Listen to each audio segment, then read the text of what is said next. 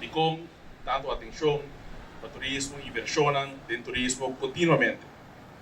Então, uma pergunta, e me queria bom para nos explicar o que tem motivação atrás. Se você agora aqui no Bonaire, nós temos alrededor de 4 milhões de entradas no setor de turismo. Era a maioria local, que traz e ganha diretamente na parte de cada dia fora do setor aqui.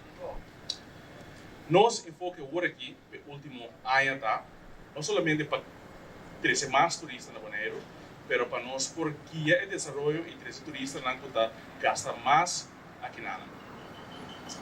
A ideia e pensamento atrás de estar entra no no setor aqui, talvez seja novo que treino de gente, mas se ganhar uma boa entrada e dori trazer turistas não gasta mais e invertir mais aqui na área, nós precisamos para entrada na também dentro setor aqui para subir.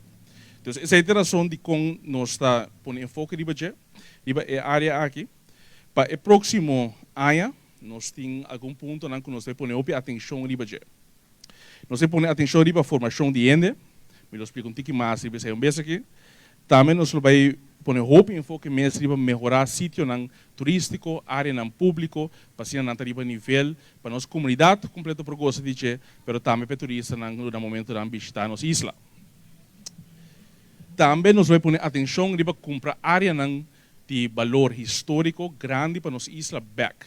Área que está anos de demanda de ende privado, que nós também podemos trazer back para o governo, para nós podemos aqui abrir para o público para gostar de e também para turistas no momento que tem. Esse é ponto de enfoque e seguro trazer cultura mais em turismo também é enfoque para o próximo ano. Essa é a área que nós podemos atenção de o próximo tempo e ainda não mira mais e esse também tem o próximo luna.